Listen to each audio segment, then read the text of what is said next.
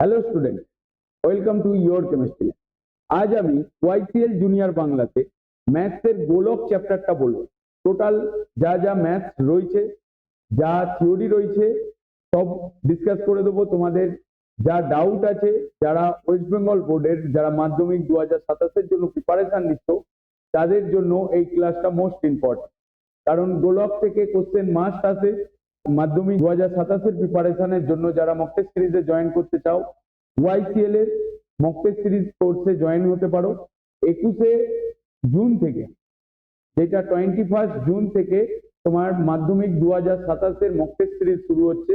যারা জয়েন করতে চাও, এই ভিডিও ডেসক্রিপশন বক্সে হোয়াটসঅ্যাপ নাম্বার আছে, ওয়েবসাইট রয়েছে, আর ফোন নাম্বার দেওয়া রয়েছে, যেটাতে কল করে তুমি তোমার মক টেস্ট সিরিজে জয়েন করতে পারো। ওয়াইসিএল এর mock test series, mock test ফুল সিলেবাসের ওপর 5খানা মক টেস্ট থাকবে, আর সেকেন্ড সামেটিভের জন্য 2টো মক টেস্ট থাকবে। যারা জয়েন করতে চাও আজই যোগাযোগ করো। আর আমাদের ইউটিউবে ক্লাস ধীরে ধীরে বাড়তে থাকবে, এবং এখন মোটামুটি যেরকম যা চলছে, কারণ আমাদের যারা ভিক্টোরি ব্যাচেতে জয়েন করে রয়েছে, ওয়াইসিএল এর ভিক্টোরি ব্যাচেতে যারা মাধ্যমিকের 2027-এর প্রিপারেশন নিচ্ছ, তাদেরকে বলবো যে তোমরা মক টেস্টের প্রিপারেশন যেরকম নিচ্ছ, তোমরা মক টেস্টের প্রিপারেশন নাও। এবং আমরা আমাদের যে ম্যাথসের সিলেবাস কমপ্লিট হয়ে গেছে, এবং ফিজিক্যাল সায়েন্স, লাইফ সায়েন্সের সিলেবাস কমপ্লিটের পথে, এবং হিস্ট্রি, জিওগ্রাফি তারও সিলেবাস সেকেন্ড টার্মের যেটা রয়েছে সেকেন্ড সামেটিভের, তারও সিলেবাস কমপ্লিটের পথে। আমরা টোটাল সিলেবাসটাকে আমরা সেপ্টেম্বর আগস্টের মধ্যে কমপ্লিট করে দেবো, যাতে তোমরা ফুল মক টেস্ট, মানে তোমাদের যে নভেম্বরে যে টেস্ট পরীক্ষা হবে বা থার্ড সামেটিভ, তার আগে তোমরা 2টো মক টেস্ট দেবে। আর সেকেন্ড সামেটিভের পরে, মানে থার্ড সামেটিভের পরে, টেস্টের পরে তোমাদের 3টে মক টেস্ট থাকবে। আর যারা মক টেস্ট সিরিজে জয়েন করবে নতুন, তাদেরকে বলবো যে তোমাদেরকে টেস্ট পেপার করানোর দায়িত্ব ওয়াইসিএল এর থাকবে। কারণ টেস্ট পেপার করানোর ক্লাসটা টোটালটাই ফ্রিতে থাকবে। যে কোনো স্টুডেন্ট যারা ওয়াইসিএল এর মক টেস্টে জয়েন করবে, তাদের ম্যাথসের টেস্ট পেপার, সায়েন্সের টেস্ট পেপার, হিস্ট্রি, জিওগ্রাফি, আর্টসের সাবজেক্টের টেস্ট পেপার টোটালটাই ফ্রিতে অনলাইন ক্লাস মোডে থাকবে। তোমরা এখন থেকে যদি জয়েন করে থাকো, যারা ফুল টেস্ট সিরিজ নেবে, তাদের জন্য ফ্রিতে টেস্ট পেপার করানো হবে। তো আজকে আমরা ক্লাসের মধ্যে গোলক চ্যাপ্টারটা বলবো, কারণ এটা সেকেন্ড সামেটিভে রয়েছে। আমি এক এক করে নিউমেরিক্যাল করে যাচ্ছি, আর তোমাদের যেখানে যা ডাউট হবে তোমরা কমেন্ট বক্সে জিজ্ঞাসা করতে পারো, বা তোমরা চ্যাট বক্সে জিজ্ঞেস করতে পারো। ঠিক আছে, দেখো গোলক চ্যাপ্টারটা আমরা নর্মালি গোলক কি বুঝি? গোলক মানে হচ্ছে তোমার যেটা একটা কেন্দ্র, একটা বিন্দুকে কেন্দ্র করে যে বক্র অঙ্কন করা হয়, সেটাই হয়ে যায় তোমার কি, যেটা সার্কেলের মতন, মানে বৃত্তর মতন। বৃত্ত হচ্ছে 2D, গোলক হচ্ছে তোমার 3D। ঠিক আছে, যেমন আমরা ফুটবল যেটা দেখি। ঠিক আছে, এবার পূর্ণ গোলকের ক্ষেত্রফলের ফর্মুলা, আমি পরপর শুধু ফর্মুলাগুলো লিখে যাচ্ছি, কারণ আমরা ক্লাসের মধ্যে টোটালটা ডিসকাস করেছি এর থিওরিটাকে। তো এখন শুধু ফর্মুলাগুলো লিখে যাচ্ছি, যে পূর্ণ গোলকের বক্রতলের ক্ষেত্রফল কি হবে? পূর্ণ গোলকের বক্রতলের যে ফর্মুলাগুলো তোমাকে মনে রাখতে হবে, বক্রতলের ক্ষেত্রফল হচ্ছে তোমার ক্ষেত্রফল পাই আর স্কয়ার। পাই হচ্ছে তোমার এখানে 4 পাই আর স্কয়ার। ঠিক আছে, আর পূর্ণ গোলকের বক্রতলের ক্ষেত্রফল তোমার আসবে 4 পাই আর স্কয়ার। পাই হচ্ছে তোমার এখানে 3.14 ধরতে পারো, বা 22/7 ধরতে পারো, আর হচ্ছে তোমার ব্যাসার্ধ। আর অর্ধ গোলকের বক্রতলের ক্ষেত্রফল কি হবে? অর্ধ গোলকের বক্রতলের ক্ষেত্রফল আসবে তোমার 2 পাই আর স্কয়ার। আমাকে এই দুটো ফর্মুলা মনে রাখতে হবে, এত বর্গ একক, আর এটাও এত বর্গ একক। ঠিক আছে, তো এইটা ছিল তোমার অর্ধ গোলকের বক্রতলের ক্ষেত্রফল। এবার নিরেট গোলকের সমগ্রতলের ক্ষেত্রফল কি হবে? তার মানে আমরা এখানে অর্ধ গোলকের ক্ষেত্রফল বললাম, পূর্ণ গোলকের নিরেট অর্ধ গোলকের ক্ষেত্রফল, নিরেট অর্ধ গোলকের ক্ষেত্রফল নিরেট অর্ধ গোলকের ক্ষেত্রফল। যা শুধু আমি এখানে ফর্মুলাগুলো লিখে দিচ্ছি, তারপর অঙ্কের সঙ্গে আমরা একটা একটা করে ডিসকাস করে নেব, ঠিক আছে? যেমন দেখো, অর্ধগোলক মানে হচ্ছে তোমার এইটা হচ্ছে তোমার অর্ধগোলক। তার মানে আমার ওপরটা হয়ে যাচ্ছে বৃত্তাকার হয়ে যাচ্ছে, তার মানে পাই আর স্কয়ার, আর নিচেটা অর্ধগোলক হচ্ছে, তার মানে ওপরটার যেটা ক্ষেত্রফল সেটা হচ্ছে তোমার পাই আর স্কয়ার, আর অর্ধগোলকের ক্ষেত্রফল 2 পাই আর স্কয়ার, ঠিক আছে? তার মানে আমার কি দাঁড়ালো 3 পাই আর স্কয়ার। আমরা কি লিখবো 3 পাই আর স্কয়ার বর্গ একক, ঠিক আছে? এটা হচ্ছে তোমার নিরেট অর্ধগোলকের ক্ষেত্রফল। ক্লিয়ার হলো না? হলো না? এরপরে আসছে তোমার অর্ধগোলকের পূর্ণগোলকের আয়তন। কি পূর্ণগোলকের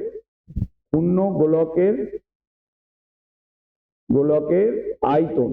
পূর্ণগোলকের আয়তন কি হবে? কারণ আমরা পরিমিতির অঙ্কের ক্ষেত্রে সবসময় কি দেখি, হয় ক্ষেত্রফল ক্যালকুলেট করতে, নয় আয়তন ক্যালকুলেট করতে। এই তো দেওয়া থাকে, আর তো কিছু দেওয়া থাকে না।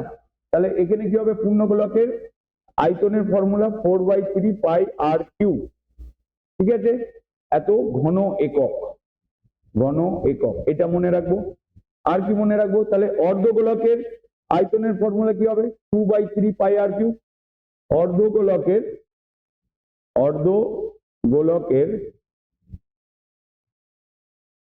আয়তনের ফর্মুলা কি হবে? আয়তন equals to 2/3 pi r cube ঘন একক, ঠিক আছে? তো এগুলো আমরা গোলক, অর্ধগোলক, নিরেট সমগ্রতলের ক্ষেত্রফল হলো। এবার যদি ফাঁপা গোলকের হয় তাহলে কি হবে? মানে যেমন ফুটবলের ভেতরটা খালি থাকছে, আবার এরকম ফাঁপা যেই বলটা মানে যেটা নিরেট না ফাঁপা, তার ক্ষেত্রে আমরা হচ্ছে কি বলে ফাঁপা গোলকের পুরো অংশের আয়তন, মানে তার বেধটা ক্যালকুলেট করব। তার ফর্মুলা কি হবে তোমার? আমরা লিখবো যে ফাঁপা গোলকের পুরো অংশের আয়তন। লিখবো এখানে ফাঁপা গোলকের পুরু অংশের আয়তন কি হবে? পুরু অংশের আয়তন। দেখো ফাঁপা গোলক মানে ঠিক আমরা 2D তে দেখালে এই জিনিসটা দেখতে পাচ্ছ, আমার এই যে পার্টটা আছে এই পার্টটার আয়তন, যেটা আমি এখানে ইয়েলো কালারে মার্ক করে দিচ্ছি, এইটার আয়তন ক্যালকুলেট করতে হবে। তার মানে এখানে একটা কি আসছে, অন্তঃব্যাসার্ধ স্মল আর, আর একটা বহির্ব্যাসার্ধ ক্যাপিটাল আর, ঠিক আছে? তার মানে আমরা কি করব 4/3 4/3 pi capital R cube minus small R cube. তাহলে আমরা লিখবো 4/3 পাই আর capital R cube minus small R cube এত ঘন একক। এই কটা ফর্মুলাই আমাকে গোলকের জন্য মনে রাখতে হবে। কি কি ফর্মুলা? পূর্ণ গোলকের বক্রতলের ক্ষেত্রফল পাই আর স্কয়ার, অর্ধ গোলকের বক্রতলের ক্ষেত্রফল 2 পাই আর স্কয়ার, অর্ধ নিরেট গোলকের বক্রতলের ক্ষেত্রফল মানে তোমার 3 পাই আর স্কয়ার, অর্ধ গোলকের আয়তন 2/3 পাই আর কিউ, আর পূর্ণ গোলকের আয়তন 4/3 পাই আর কিউ, আর ফাঁপা গোলকের পুরো অংশের আয়তন দাঁড়াবে তোমার 4/3 pi capital R square minus small R cube, capital আর cube minus small R cube. মনে থাকবে? মনে থাকবে না থাকবে না? মানে আমাকে এই কটাই ফর্মুলা তোমাকে মনে রাখতে হবে, তাহলে আমরা এর হচ্ছে কি বলে গোলকের সমস্ত অঙ্ক করতে পারবো। এবার আমরা একটা একটা করে অঙ্ক করব। হ্যাঁ, আবার ফর্মুলাগুলো বলবো। দেখো আরেকবার আমি ফর্মুলাগুলো বলে দিচ্ছি যে আমাকে গোলকের জন্য কি কি ফর্মুলা মনে রাখতে হবে মাধ্যমিক 2027 এর জন্য। আমরা ফর্মুলা কি মনে রাখবো? পূর্ণ গোলকের বক্রতলের ক্ষেত্রফল পাই আর স্কয়ার, অর্ধ গোলকের বক্রতলের ক্ষেত্রফল 2 পাই আর স্কয়ার, নিরেট অর্ধ গোলকের ক্ষেত্রফল 3 পাই আর স্কয়ার, পূর্ণ গোলকের আয়তন 4/3 মানে 4/3 পাই আর কিউব, অর্ধ গোলকের আয়তন 2/3 পাই আর কিউব, ফাঁপা গোলকের পুরো অংশের আয়তন 4/3 পাই ক্যাপিটাল আর cube minus small R cube ঘন একক। এই কটা ফর্মুলা মনে রাখলেই তুমি গোলক থেকে যে অঙ্ক পরীক্ষায় আসবে সেটার 2027 এর জন্য তুমি দিতে পারবে। ঠিক আছে, তো চলো এবার আমরা নিউমেরিক্যালে যাব। দেখো কোষে দেখি 12, ঠিক আছে। ফার্স্ট কোশ্চেন কি বলছে তোমার, একটি গোলকের ব্যাসার্ধের দৈর্ঘ্য।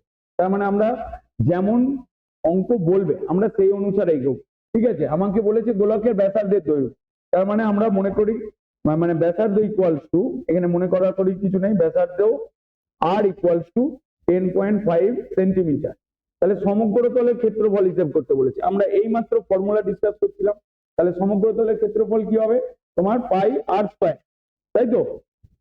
পাই আর স্কয়ার মানে আমাকে বলেছে সমগ্র তলের ক্ষেত্রফল, তাহলে আমরা লিখবো সমগ্র তলের ক্ষেত্রফল।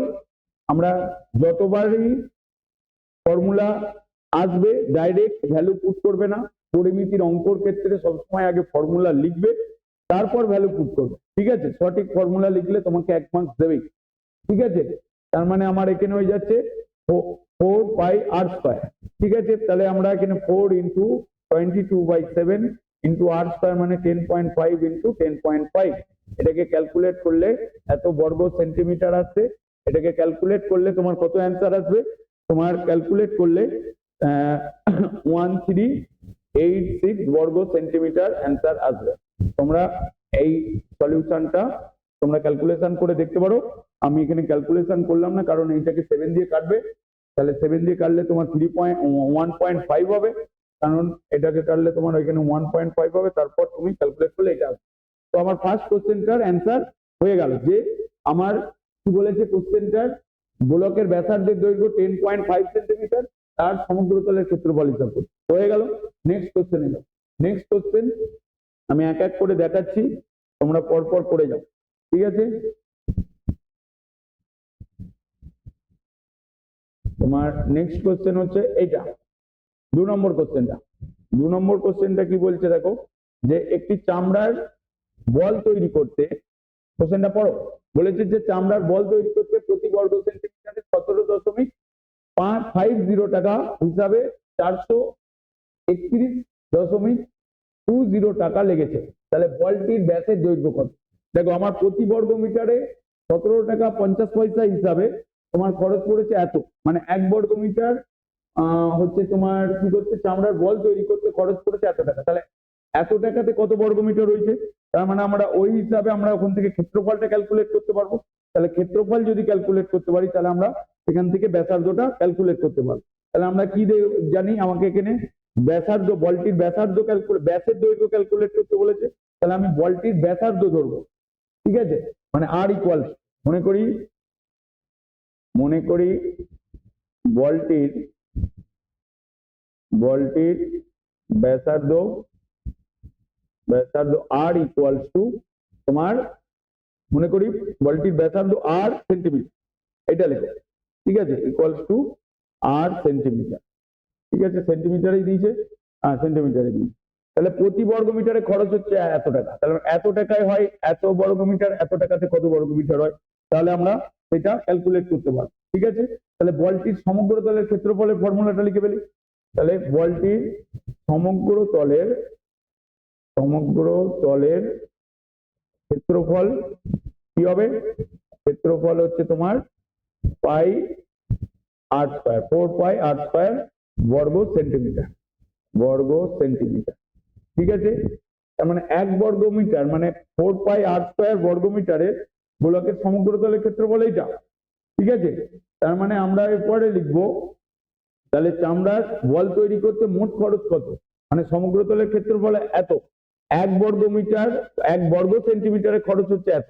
আমি যদি সমগ্র তলের ক্ষেত্রফলটা 4 পাই আর স্কয়ার লিখি, তাহলে আমরা এরকম লিখতে পারি 1 বর্গ সেন্টিমিটারে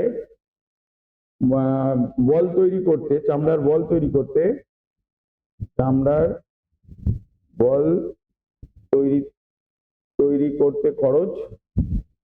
করতে খরচ হচ্ছে তোমার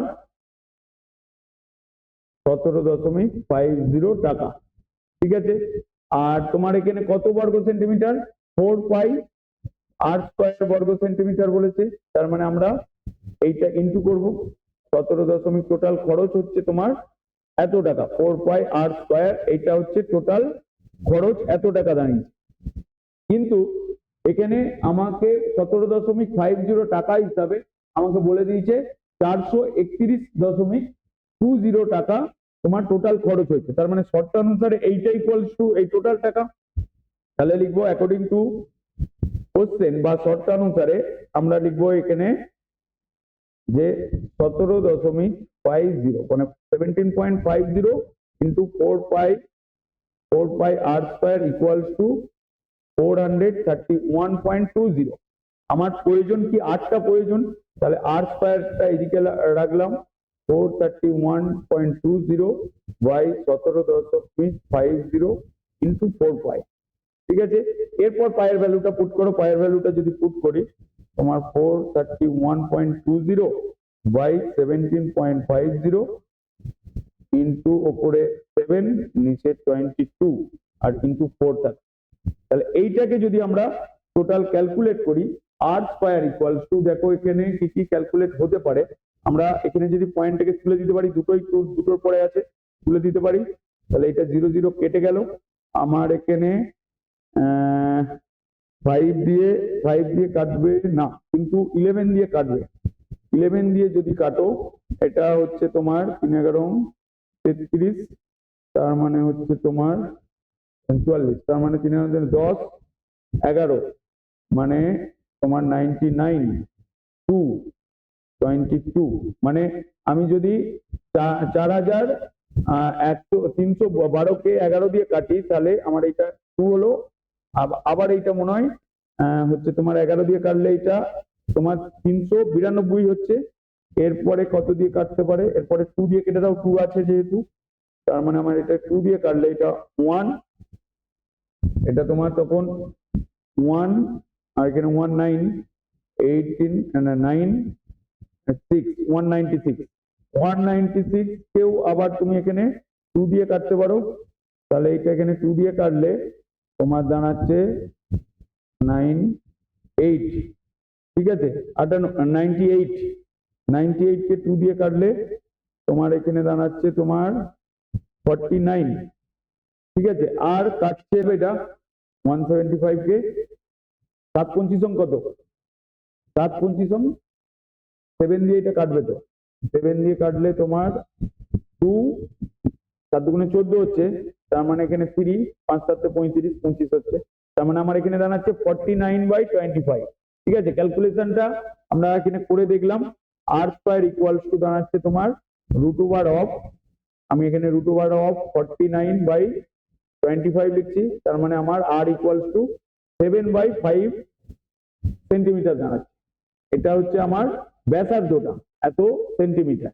ঠিক আছে, এত সেন্টিমিটার হলে আমাকে ব্যাসটা ক্যালকুলেট করতে বলেছে, তাহলে ব্যাস ইকুয়ালস টু লিখবো ব্যাসের দৈর্ঘ্য ইকুয়ালস টু আমরা এটা 2r লিখবো, তার মানে 2 ইন্টু 7/5, তার মানে 14/5 হচ্ছে, মানে 14/5। তার মানে আমরা এটাকে লিখতে পারি 14/5, 5 ইন্টু 2 করবো, তো 7/5, তার মানে r এর পয়েন্টটা জানাচ্ছে, এটা ডিভাইড করলে 2.8 সেন্টিমিটার আসবে।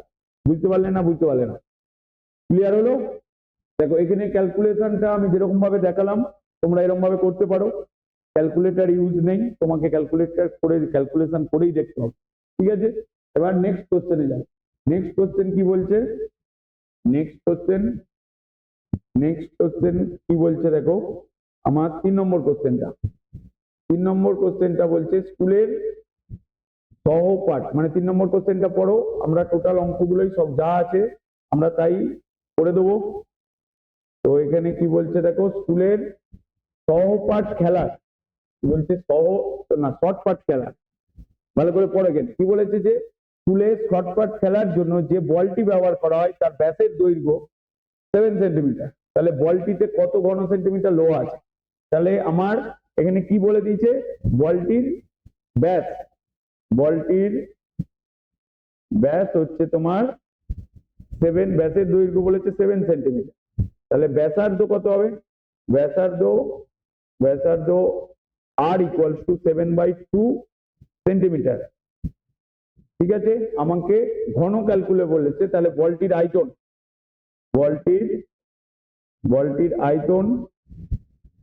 আয়তন কি লিখবো, তার মানে আমরা ফর্মুলা লিখবো 4/3 পাই আর কিউব, ঠিক আছে, 4/3 ইন্টু 22/7 আর কিউব মানে হচ্ছে 7/2, তার মানে 7/2 ইন্টু 7/2 আমরা এরকম ভাবে লিখে দেবো কাটাকাটি সুবিধের জন্য, ঠিক আছে।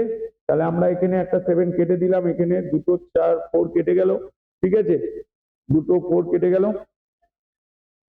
হ্যাঁ হ্যালো 7 কেটে গেল এখানে। তাহলে আর কিছু কাটছে কি, দেখো এখানে আর কিছু কাটছে, 7 7 দুটো 7 থেকে যাচ্ছে, 22 থেকে না 22টা এটা কাটবে, এখানে 11 হবে।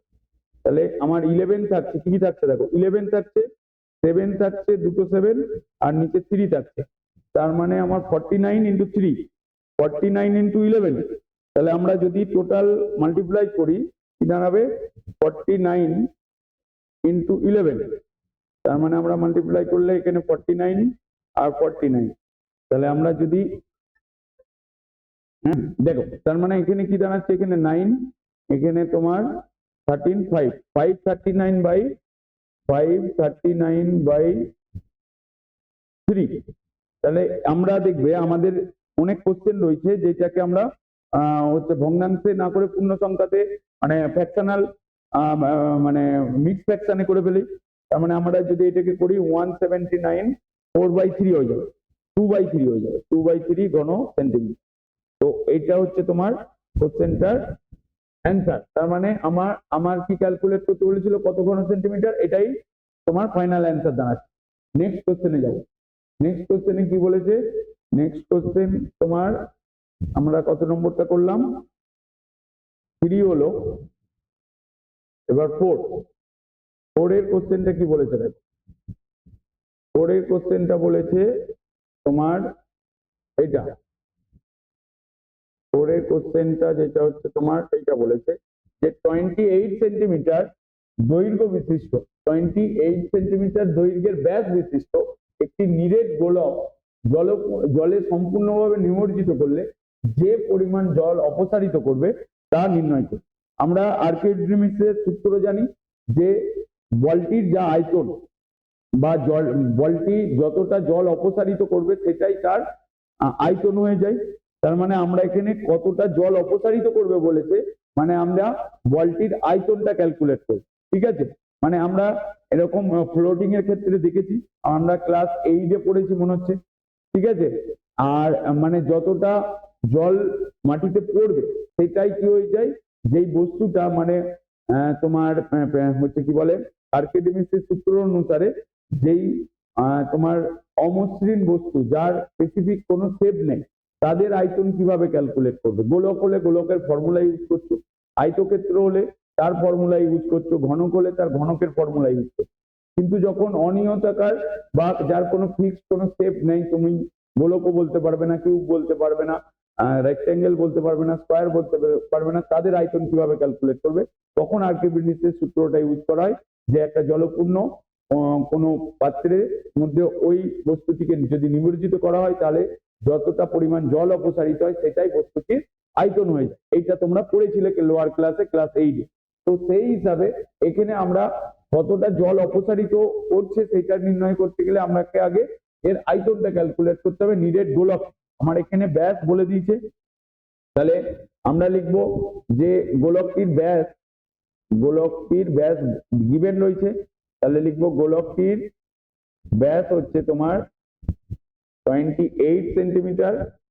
তাহলে আমার ব্যাসার্ধটা কি দাঁড়াবে, ব্যাসার্ধ ইকুয়ালস টু 14 সেন্টিমিটার, কারণ 2 দিয়ে ডিভাইড হয়ে যাচ্ছে। তার মানে আমরা গোলকটির আয়তন ক্যালকুলেট করব। গোলকটির আয়তন equals to 4/3 pi r cube, ঠিক আছে।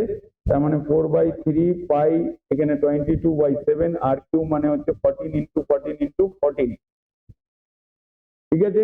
14 ইন্টু 14 ইন্টু করে দাও এখানে, তাহলে এটা 2 কেটে গেল, আর কাটছে না, আর কাটবে কি, আর কাটবে না, শুধু একটা 7 দিয়েই কাটবে। তাহলে 7 দিয়ে কাটলে দেখো এটার ক্যালকুলেশন আমি একটু ক্যালকুলেটারে করে ফেলছি যাতে তাড়াতাড়ি হয়ে যায়। 14 ইন্টু 14 তোমরা নিজে থেকে করতে হবে, ইন্টু 22 ইন্টু 4, এটা হয়ে যাচ্ছে তোমার 3 4, এমনি নর্মাল মাল্টিপ্লিকেশন বাই 3। এবার এটাকে আমরা এরকমও রেখে দিতে পারি, তাহলেও মার্কস দেবে। আর যদি কেউ ভেঙে করে এত ঘন সেন্টিমিটার আসবে, ঠিক আছে, এত ঘন সেন্টিমিটার। আর কেউ যদি অ্যান্সার মেলাতে চায়, অ্যান্সারের ক্ষেত্রে দেখবে দেওয়া রয়েছে 11498, মানে তোমাদের বইয়ের পেছনে যে অ্যান্সার রয়েছে 2/3 ঘন সেন্টিমিটার, এত অ্যান্সার দেওয়া রয়েছে, ঠিক আছে, হ্যাঁ কি না? তাহলে আমরা অপসারিত জলের পরিমাণ কি লিখবো? এটা লিখবো অপসারিত, এটা লিখে দিতে হবে কোশ্চেনে। অপসারিত জলের পরিমাণ হচ্ছে তোমার এত ঘন সেন্টিমিটার, ঠিক আছে, এটা হচ্ছে তার অ্যান্সার। এবার নেক্সট কোশ্চেনে যাবো। নেক্সট কোশ্চেন কি বলেছে দেখা যাক। নেক্সট কোশ্চেন দেখো। নেক্সট কোশ্চেন আমাদের 4 এরটা হলো, এরপর 5 এর করবো। 5 এর কোশ্চেনটা কি বলেছে? হ্যাঁ হ্যাঁ, ওটাই কোনো প্রবলেম। হ্যাঁ দেখো, অঙ্ক করতে করতে যদি ক্যালকুলেটরে দেখায় এতে কোনো প্রবলেম, যা বলছি বুঝতে পারছো তো? হ্যাঁ ঠিক আছে, দেখো 5 নম্বর অঙ্ক বলছে কোনো গোলাকার গ্যাস বেলুন, ঠিক আছে, আমরা গ্যাস বেলুন আমরা বিভিন্ন জায়গায় কিনেছি বা জানো গ্যাস বেলুন কি হয়। বলছে কোনো গোলকের গ্যাস বেলুন খোলাবার সময় তার ব্যাসের দৈর্ঘ্য, ব্যাসার্ধের দৈর্ঘ্য 7 সেন্টিমিটার থেকে 21 সেন্টিমিটার হল। তাহলে বেলুনটির পূর্বে ও পরের সমগ্র তলের ক্ষেত্রফলের অনুপাত।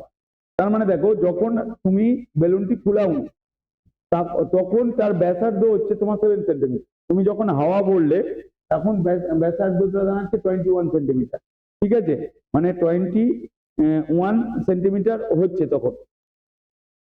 বুঝতে পারলে না? বুঝতে পারলে না? তার মানে আমাকে এখানে কি করতে হবে? দেখো, আমার ফোলানোর পূর্বে, মানে গ্যাস বেলুন ফোলাবার পূর্বে তার ব্যাসার্ধ ছিল 7 সেন্টিমিটার, ফোলানোর পর হয়েছে তোমার 21 সেন্টিমিটার। তার মানে বেলুনটির পূর্বে ও পরে সমগ্র তলের ক্ষেত্রফলের অনুপাত। কিছুই না, আমরা এখানে কি লিখবো যে ফোলাবার সময়, মানে ফোলাবার পূর্বে ব্যাসার্ধ, এখানে লিখবে, এটা কেউ একবারেও করতে পারে, ঠিক আছে, ফোলাবার পূর্বে ব্যাসার্ধ লিখতেও পারে, এটা না হলে একবারে ডাইরেক্ট ফর্মুলা বসিয়ে দিতে পারে। ব্যাসার্ধ R1 বা আর লেখো, বা যদি নাও লেখো কোনো প্রবলেম নেই, 7 সেন্টিমিটার। সব থেকে ভালো R1 লেখো, তাহলে কনফিউশন হবে না, ঠিক আছে। ফোলাবার পরে ব্যাসার্ধ R2 ইকুয়ালস টু 21 সেন্টিমিটার, ঠিক আছে, একটা 21 আর একটা 22 এই সেন্টিমিটারে আছে, ঠিক আছে।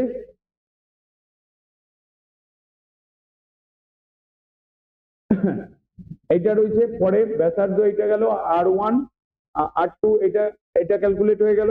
তাহলে আমার সমগ্র তলের ক্ষেত্রফলের অনুপাত, তার মানে বেলুনটির পূর্বের সমগ্র তলের ক্ষেত্রফল কি হবে? আগে পূর্বেরটা লিখছি, পূর্বের হচ্ছে কি বলে, ফোলাবার পূর্বে সমগ্র তলের ক্ষেত্রফল,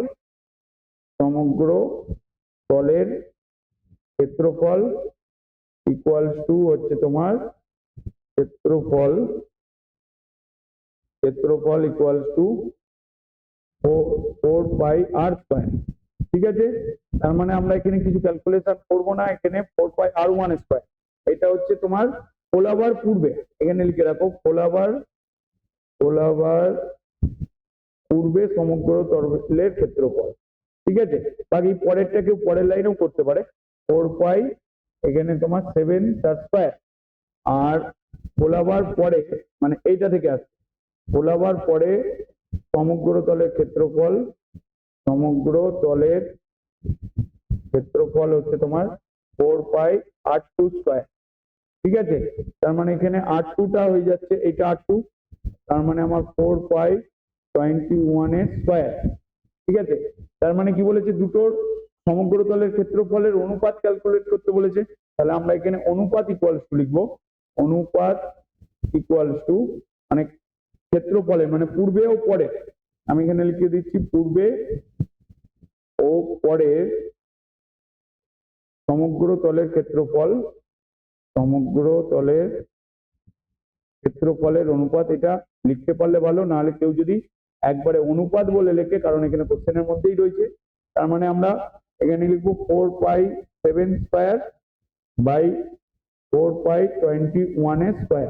তার মানে 4π কেটে যাবে, তার মানে 7 স্কয়ার মানে 7 ইন্টু 7 আর 21 ইন্টু 21, তার মানে এটা 7 দিয়ে কাটলে 3, তার মানে দাঁড়াচ্ছে তোমার আবার 7 দিয়ে কাটলে এটা 3, তার মানে 1/9। তার মানে আমার অনুপাত ক্যালকুলেট করতে বলেছে, তার মানে 1:9 হবে অ্যান্সার। বুঝতে পারলে কি হবে? 1:9 অ্যান্সার হবে। তাহলে এই অ্যান্সারটা মিললো, তার মানে আমার এটাই তোমার অ্যান্সার দাঁড়াচ্ছে। কারো কিছু ডাউট থাকলে জিজ্ঞেস করতে পারো।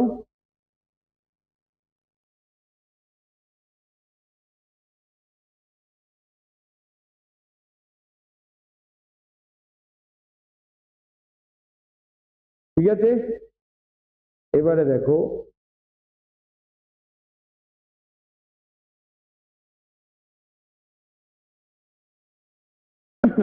এবারে আমার 5-এরটা হয়ে গেল, এরপরে 6-এরটা করবো। 6-এরটা কি বলছে?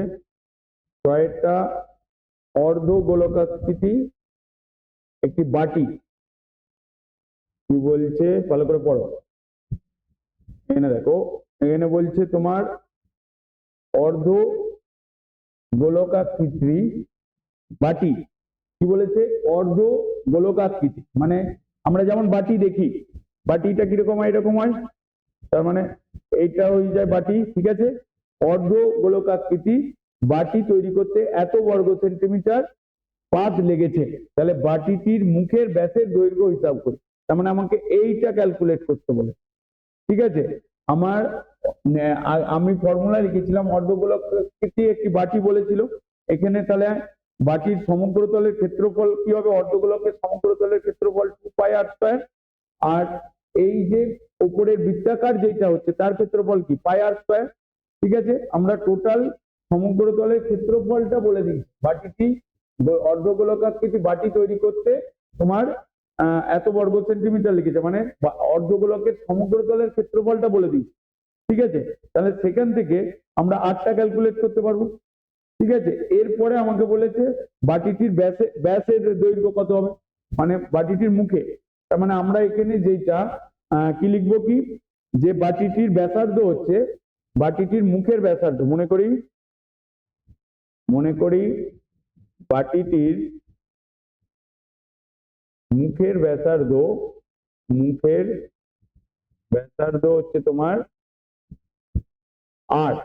ঠিক আছে, দেখো এখানে কি বলেছে যে তার মানে আমরা বাটিটির মুখের ব্যাসার্ধ আর ধরে ফেললাম, তার মানে এত সেন্টিমিটার লিখলাম, ইউনিট মাস লিখবে। তারপরে বলছে বাটিটির মুখের ব্যাসের দৈর্ঘ্য ক্যালকুলেট করতে বলেছে, আর বাটিটি অর্ধগোলকাকৃতি বাটিটি তৈরি করতে কত পাত লেগেছে, মানে এত বর্গ সেন্টিমিটার। তাহলে লিখবো বাটিটির মানে বাটিটির সমগ্র তলের ক্ষেত্রফল, বাটিটির সমগ্র তলের ক্ষেত্রফল লিখবো। সমগ্র তলের ক্ষেত্রফল হয়ে যাচ্ছে তোমার ক্ষেত্রফল হচ্ছে তোমার 2πr²। এটা হচ্ছে তোমার সমগ্র তলের ক্ষেত্রফল। এইটা ইকুয়াল টু কি হবে? এত বর্গ centimetre. According to the question বা শর্তানুসারে আমরা লিখবো যে 2πr² ইকুয়াল টু 127.27। তো এইটাকে যদি আমরা ক্যালকুলেট করি, এটা 7 দিয়ে মাল্টিপ্লাই করলে 289 হবে, কারণ 127 ইন্টু 7, 7 7 যা 49, তো 4 7 2 যা 14, 14 8 7, এখানে 7, মানে 7 14 আর 1 889 হচ্ছে, তার সঙ্গে 2 অ্যাড করছো, তার মানে 891। আমরা এটা কি লিখবো? 891/7। ঠিক আছে, এবার আমরা 8টাকে ক্যালকুলেট করবো। r² ইকুয়ালস টু কি লিখবো? 791/7 ইন্টু 2π ইন্টু 7, এখানে যেটা 7, তাহলে 7 ইন্টু 2π, তার মানে 891/7 ইন্টু এখানে তোমার 22, 7টা উপরে চলে যাবে, কারণ 22-এর সাথে বসাচ্ছি, 7 7 কেটে যাচ্ছে। এখানে মনে হচ্ছে তোমার 11 দিয়ে কাটবে, 11 দিয়ে কাটলে এটা 2, এটা 11 দিয়ে কাটলে 8, আর এখানে 188, 8 8 যা 88 হয়, তার মানে এখানে 1 হচ্ছে, তার মানে আমার দাঁড়াচ্ছে 81/2 সেন্টিমিটার আর স্কয়ার, 81/2 সেন্টিমিটার আর স্কয়ার। না না না, এখানে 22-এর 7, এখানে 2 হলো, আর একটা 4, ও এখানে একটা 2টা মিস হয়ে গেছে, এখানে একটা 2 লিখতে হতো, এই 2টা কোথায় গেল? আমি 22-এর 7 লিখেছি, তার মানে আমার এখানে এটা 4 আসবে, ঠিক আছে, 4 আসবে, তার মানে আর ইকুয়ালস টু দাঁড়াচ্ছে √81/4, তার মানে এখানে আমার প্লাস মাইনাস 9/2 হবে। প্লাস মাইনাস লেখার দরকার নেই, শুধু আমরা এত সেন্টিমিটার লিখে দিলাম, আর কিছু লেখার দরকার নেই। আমাকে ক্যালকুলেট করতে বলেছে বাটিটির মুখের ব্যাস, তার মানে আমরা এখানে ডিভাইড করব না, একবারে লিখবো বাটিটির মুখের ব্যাস হচ্ছে তোমার 2r, মানে 2 ইন্টু 9/2, তার মানে 2 ক্যান্সেল হয়ে গেল, তার মানে হয়ে যাচ্ছে 9 সেন্টিমিটার। বুঝতে পারলে? তার মানে এইটা ছিল বাটিটির মুখের ব্যাসের দৈর্ঘ্য। তার মানে আমার 6 এর কোশ্চেনটা হয়ে গেল। এরপরে আসবে তোমার 9 নম্বর কোশ্চেনটা, 9 নম্বর না 7 নম্বর কোশ্চেনটা। 7 নম্বর কোশ্চেনটা কি বলছে যে তোমার, হ্যাঁ কি, হ্যাঁ 9 সেমি হয়েছে।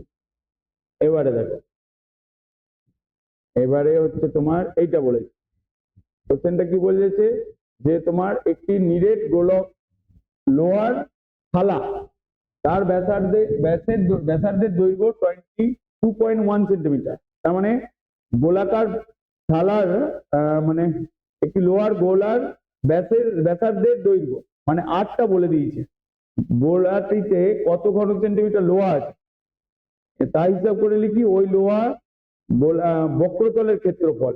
ঠিক আছে, বলছে একটি লোহার গোলার ব্যাসার্ধ বলে দিয়েছে, তার মানে আমি লিখবো গোলার ব্যাসার্ধ ইকুয়ালস টু, মানে আর ইকুয়ালস টু 22.1 সেন্টিমিটার। ঠিক আছে, তাহলে গোলাটির আয়তন কত হবে?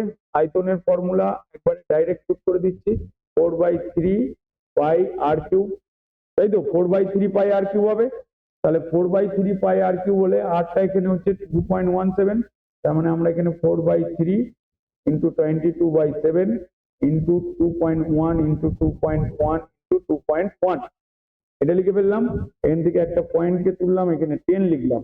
ঠিক আছে, এটা 3 দিয়ে কাটলাম, এখানে 7 হলো, 7 7 কেটে দিলাম। আর কি ক্যালকুলেট করতে পারি? আর কিছু করার দরকার নেই, এখানে পয়েন্টটাকে পরে সরাবো, এখানে 4টা দিয়ে কাটতে পারো, কিন্তু সব জায়গায় 4টা কাটবে তো যদি সেই একই আসে, মানে এখানে তোমার 3খানা 5 এসে হাজির হয়ে যাবে।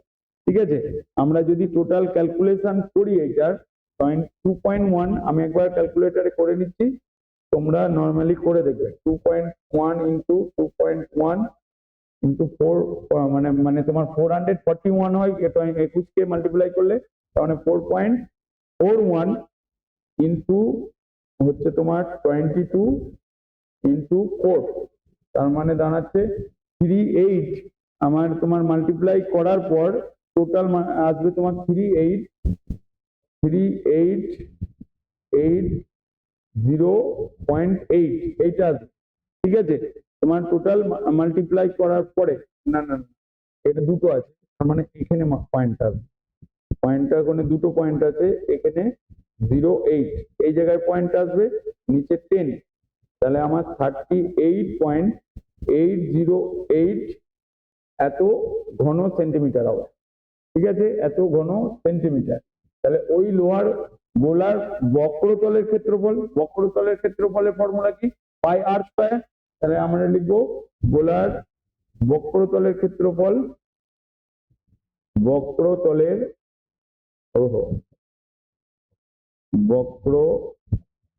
ক্ষেত্রফল হচ্ছে তোমার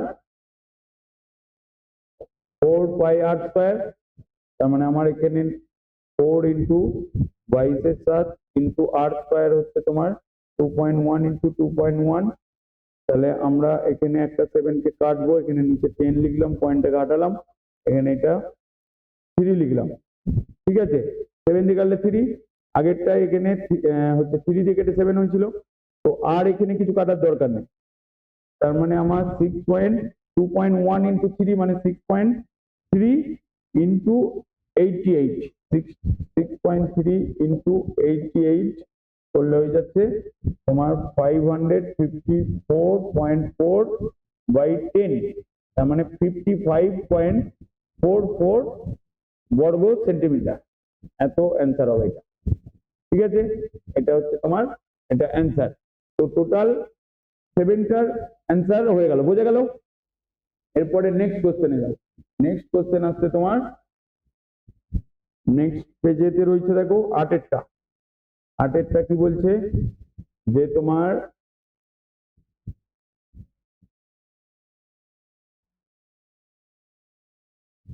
আটের অঙ্কটা দেখো, যে একটি নিরেট সিসার, হ্যাঁ আগের পেজে যাবো, আগের পেজে করো করো করো করো তাদের করো।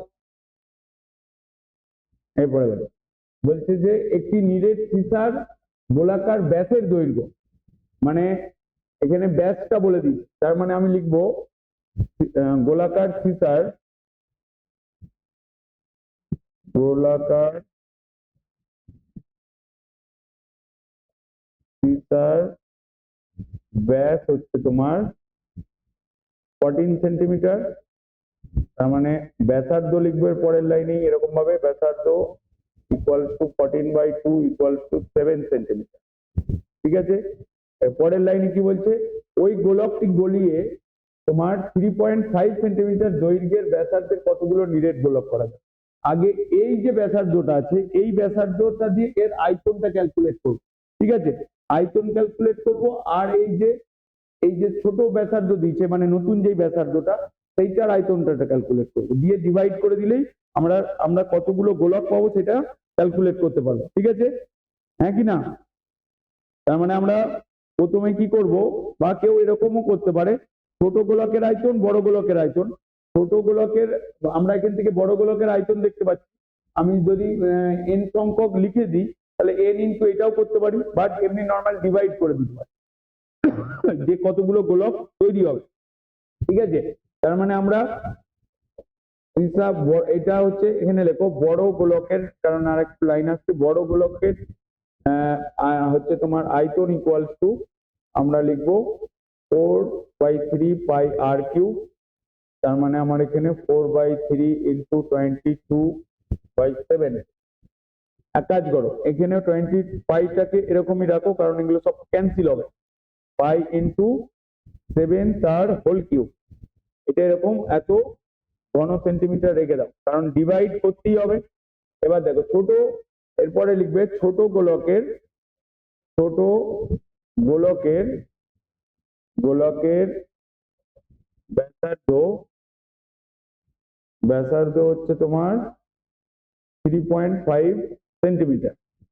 ঠিক আছে, তাহলে ছোট গোলকের আয়তন কত দাঁড়াচ্ছে, আয়তন হচ্ছে তোমার 4/3 পাই ইন্টু 3.5 তার হোল কিউব। এখানেও 4/3 পাই আর কিউব হবে, যেমন আছে থাকলো।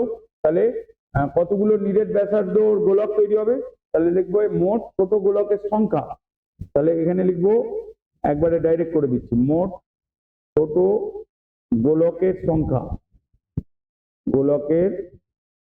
যখনই রেশিও আসবে তখন ক্যালকুলেট করার দরকার নেই, তখন অনুপাত বা কতগুলো সংখ্যা আছে, যখন ডিভাইড করার সিচুয়েশন আসবে তখন তুমি পুরো ক্যালকুলেট করার দরকার নেই। দেখো আমি এখানে দেখতেই পাচ্ছি টোটালটা ক্যান্সেল হবে। ঠিক আছে, কারণ দেখো এখানে আমরা যদি ভ্যালুটা পুট করি, তাহলে আমার বড় গোলকের আয়তনের থেকে ছোট গোলকের আয়তনটাকে ডিভাইড করে দিতে হবে। ঠিক আছে, তার মানে আমার এখানে লিখবো 4/3 পাই 7 তার হোল কিউব, আর এখানেও 4/3 পাই 3.5 তার হোল কিউব। দেখো এখানে 4/3 পাই, 4/3 কেটে গেল, তাহলে এখানে 7 ইন্টু 7 ইন্টু 7, এখানে 3.5 ইন্টু 3.5 ইন্টু 3.5, ঠিক আছে। তার মানে দেখো প্রত্যেকটাই 5 দিয়ে কাটবে, তাহলে আমি ওপরেতে 3টে 10 করে দিচ্ছি ইন্টু, ঠিক আছে। পয়েন্ট গুলো তুলে দাও, তার মানে আমার 7 দিয়ে কাটলে এটা 5 আসবে, 5 দিয়ে কাটলে এটা 2 আসবে, আবার 7 দিয়ে কাটলে এটা 5 আসবে, 5 দিয়ে কাটলে এটা 2 আসবে, আবার 7 দিয়ে কাটলে এটা 5 আসবে, 5 দিয়ে কাটলে এটা 2 হবে। তার মানে আলটিমেট কত দাঁড়ালো দেখো, 3খানা 2 দাঁড়িয়েছে, 2 ইন্টু 2 ইন্টু 2, তার মানে আমার 8টি ছোট নিরেট গোলক তৈরি হবে। দেখো এত বড় ক্যালকুলেশন আমরা যদি এখানে 22-এর সাথে পুট করতাম, এখানে 22-এর সাথে পুট করতাম, তাহলে আমাদের ক্যালকুলেশনটা অনেক বড় হয়ে যেত। ক্যালকুলেশন ম্যাথ করার বুদ্ধি লাগানোর নিয়মই হচ্ছে কম ক্যালকুলেশনে কি করে সঠিক অ্যান্সার লিখবে, ঠিক আছে, বোঝা গেল। তো এইটা গেল তোমার 8এরটা গেল, এরপর 9এরটা আসবে। 9এরটা কি বলেছে, এটাতে যাচ্ছি, তার আগে কতগুলো পেজ দিতে হবে দেখো। তো এরপরে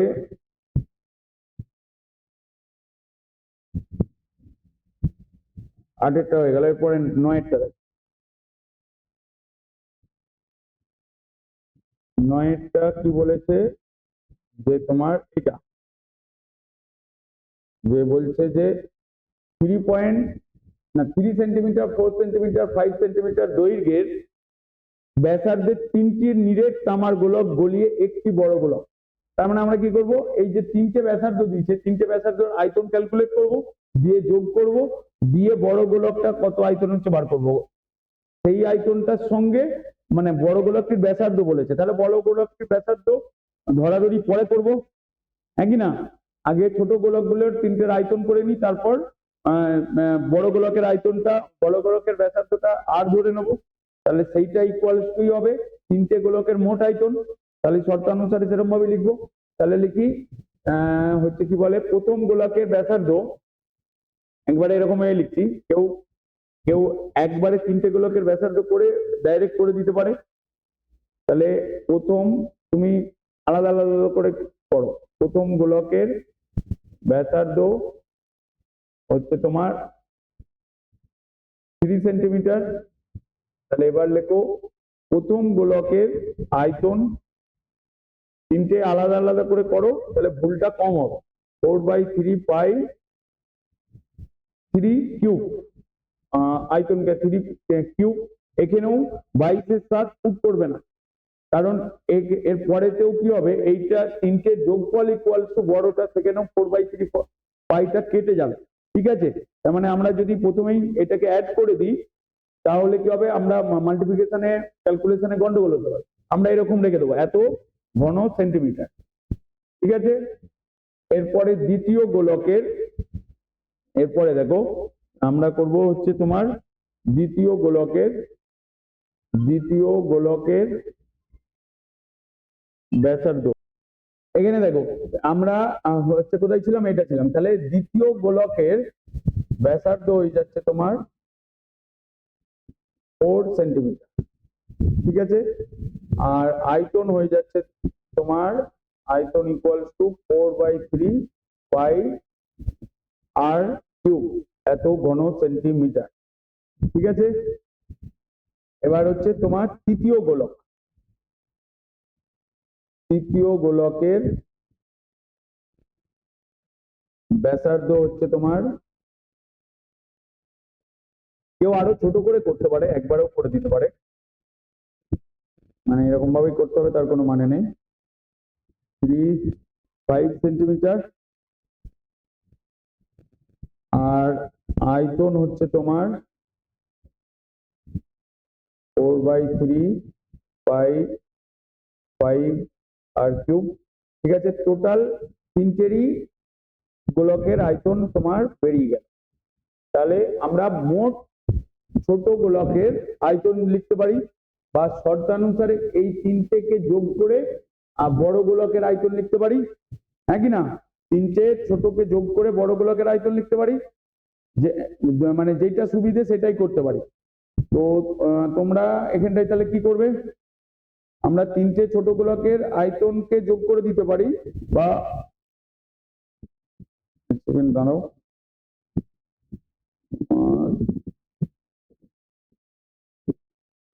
দেখো আমরা শর্তানুসারে একবারে ডাইরেক্ট লিখতে পারি যে বড় গোলকটির ব্যাসার্ধ এখানে এই এর পরের যেটা আছে মনে করি বড় বড় গোলকটির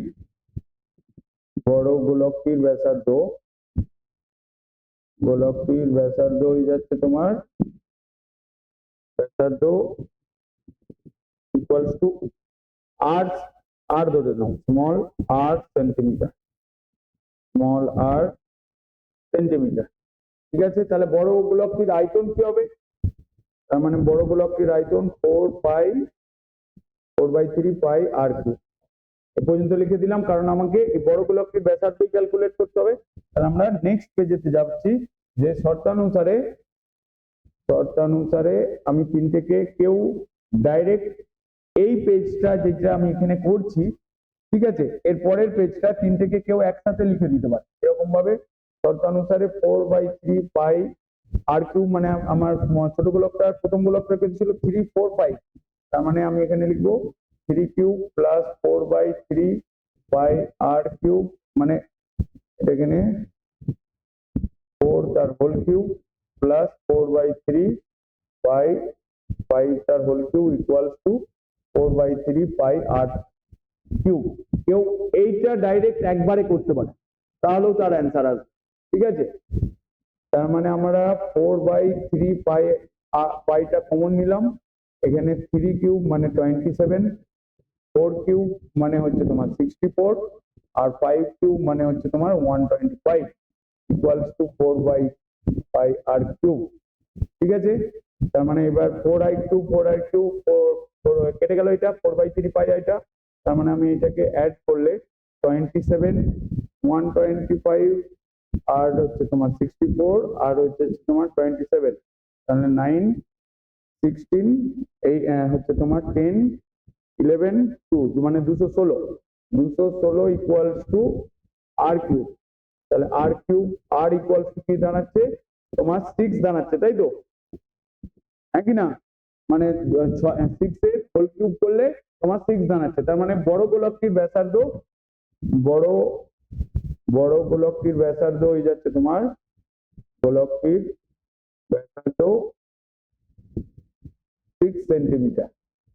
বুঝতে পারলে না? তাহলে এইটা ছিল এই অঙ্কটা। কেউ শুধু এইটুকু করলেও তার অ্যান্সার আছে। কেউ যদি বুদ্ধি করে শর্তানুসারে ডাইরেক্ট প্রথমে এইটা লেখে, তাহলেও তার 3 লাইন অঙ্কটা হয়ে যাবে। কেউ যদি এটা আলাদা আলাদা করে দেখাতে পারে তাহলে অঙ্কটা বড় হবে।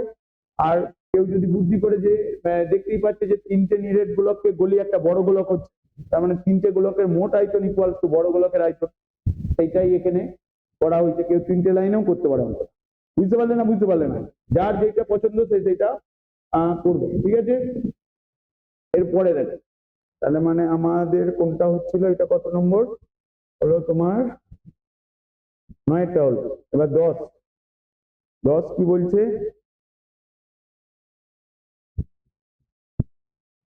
10 নম্বরটা দেখো। 10 নম্বরটা হচ্ছে তোমার এইটা, একটি অর্ধ গোলাকৃতি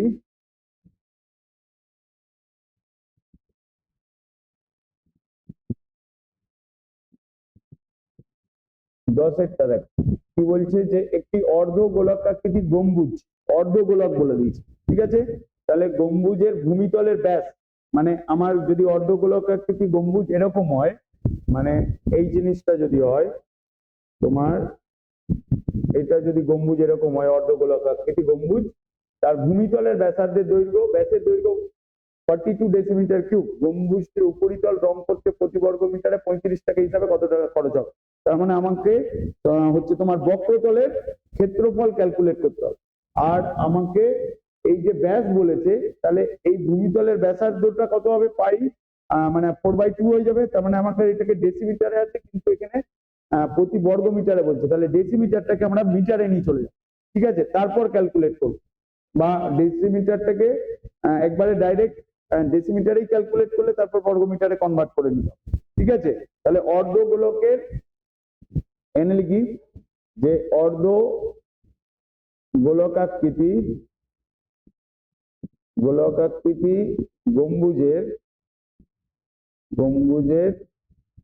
ভূমিতলের ব্যাস হচ্ছে তোমার 42 ডেসিমিটার। কি লিখবো? 42 ডেসিমিটার। তাহলে ভূমিতলের ব্যাসার্ধ কি লিখবো?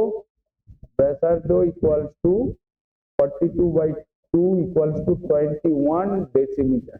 কেউ এটাকে এখানে ইউনিটটাকে ডেসিমিটার থেকে মিটারে নিয়ে চলে যেতে পারে, ঠিক আছে? আবার কেউ এখানে এরকমই রেখে দিতে পারে। আমার মতে বলে এটাকে মিটারে নিয়ে চলে যাওয়াটাই বেটার। কি বলো? মানে ডেসিমিটার থেকে মিটার মানে তোমার কি হবে? মিটারে গেলে 10 দিয়ে ডিভাইড হবে, তার মানে 2.8 মিটার হবে। আমি এখানেই মিটার ডাইরেক্ট করে দিলাম, ঠিক আছে? হ্যাঁ, ওপরেই তো উঠছে, ডেসি থেকে মিটারে যাচ্ছে। তো এত হলো। এরপরে আমাকে গম্বুজটির হচ্ছে তোমার অর্ধ গোলকের গম্বুজটির আয়তন ক্ষেত্রফল ক্যালকুলেট করতে হবে। ক্ষেত্রফলের ফর্মুলা কি? 2πr²।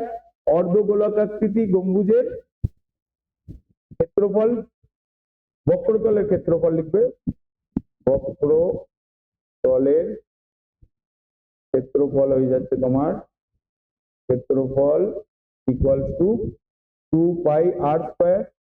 তার মানে আমার এখানে 2 × 22/7 × 2.1 × 2.1 আর প্রতি বর্গ মিটারে খরচ। তার মানে আমার এটাকে পয়েন্টটাকে 10 করলাম, 7 দিয়ে কেটে 3 করলাম, আর কাটছে না 63 × 22, বা এটাকে এরকমই রাখো, পরে মাল্টিপ্লাই করো × 22, মাল্টিপ্লাই করেই না, মানে এখানে 6.3 × 2.2, তার মানে 6.3। আমি দেখো এই 10টা উপরে গেলে এখানে অ্যাকচুয়ালি এরকম হচ্ছে, দেখো 2 × 2.2 × 3 × 2.1 মানে 6.3। তাহলে 6.3 × 2.2 × 4 × 2 হবে। সরি 6.3 × 2 to 44 হয়ে যাচ্ছে, তার মানে 4.4। তাহলে মাল্টিপ্লাই করলে হয়ে যাচ্ছে তোমার 27.77। এখানে তোমার পয়েন্টে যদি হিসাব করি তাহলে আমার দাঁড়াচ্ছে 27.72 হবে, ঠিক আছে? 27.72 এত বর্গ মিটার, 72 বর্গ মিটার, 72 বর্গ মিটার দাঁড়াচ্ছে। এটা হচ্ছে তোমার বক্রতলের ক্ষেত্রফল। আর প্রতি বর্গ মিটারে খরচ বলেছে 35 টাকা। তাহলে এত বর্গ মিটারে খরচ, তার মানে লিখবো 1 বর্গ মিটারে খরচ, 1 বর্গ মিটারে খরচ হচ্ছে তোমার 1 বর্গ মিটারে খরচ 35 টাকা, 35 টাকা, ঠিক আছে? তাহলে 27.72 বর্গ মিটারে খরচ, তাহলে 35 × 27 × 72। তাহলে এটাকে মাল্টিপ্লাই করতে পারো কেউ, এই জন্যই এখানে মাল্টিপ্লাইটা করতে পারো, ঠিক আছে? যা আছে করেছো মিটে যাবে।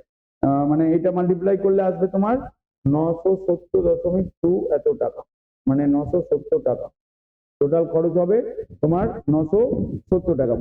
বোঝা গেল তো? এরপরে কোশ্চেন কি বলেছে দেখো তোমার,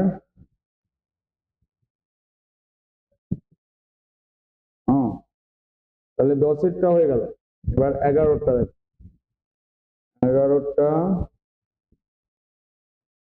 11 কি বলেছে?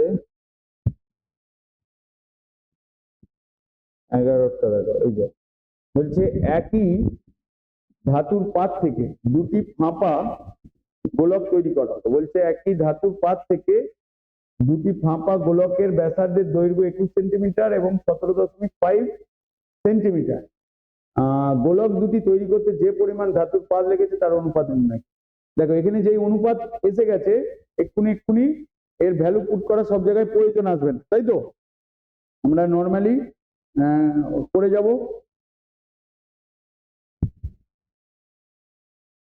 নর্মালি আমরা এটা করে যাব, কারণ আমার এখানে কি বলেছে দেখো, একই ধাতুর পাত থেকে দুটি ফাঁপা হচ্ছে গোলক ও ব্যাসার্ধ বলেছে, তার মানে দুটোর আমরা কিসের অনুপাত ক্যালকুলেট করব, গোলক দুটি তৈরিতে ধাতু যে পরিমাণ পাত লেগেছে তার অনুপাত, যে পরিমাণ পাত লেগেছে, তার মানে আমরা এখানে ক্ষেত্রফল ক্যালকুলেট করব না আয়তন ক্যালকুলেট করব? আয়তন ক্যালকুলেট করব, তাই তো? না ক্ষেত্রফল ক্যালকুলেট করব? বলছে যে পরিমাণ পাত লেগেছে, তার মানে পাত লেগেছে মানে আমরা এখানে ক্ষেত্রফল ক্যালকুলেট করব, হ্যাঁ কি না? দুটি গোলক দুটির ক্ষেত্রফলের অনুপাত ক্যালকুলেট করেছে, মানে যে পরিমাণ পাত, মানে বাইরের পৃষ্ঠের কারণে যত পরিমাণ পাত লেগেছে। তো আমরা এখানে কি লিখবো, যে প্রথম গোলকের ব্যাস বলে দিয়েছে, তার মানে ব্যাসার্ধটা ক্যালকুলেট করতে হবে, তাহলে লিখবে ফাঁপা বলেছে, তার মানে আমরা ক্ষেত্রফলই ক্যালকুলেট করব। প্রথম গোলকের ব্যাস হচ্ছে তোমার বলেছে 21 সেন্টিমিটার, তাহলে আমরা এখানে এর পরের লাইনে লিখবো ব্যাসার্ধ ইকুয়ালস টু 21/2 সেন্টিমিটার, ঠিক আছে? তাহলে প্রথম গোলকের বক্রতলের ক্ষেত্রফল লিখবো, তাই তো? বক্রতলের ক্ষেত্রফল মানে এখানে 4π8π, মানে আমরা এখানে 4টাকে অনুপাত করছি, 4π এর ভ্যালু পুট করবো না, এটা 21/2 তার হোল স্কয়ার এরকম রেখে দেবো, যেহেতু অনুপাত আছে পরে ওইটা ক্যালকুলেট হবে, মানে ডিভাইড হবে। এবার দেখো দ্বিতীয় গোলকের ব্যাস কত বলেছে, তোমার বলেছে 17.5 সেন্টিমিটার, তাহলে ব্যাসার্ধ হয়ে যাচ্ছে তোমার ব্যাসার্ধ ইকুয়াল টু তোমার 17.5/2 সেন্টিমিটার। তাহলে তৃতীয় গোলকের ক্ষেত্রফল বক্রতলের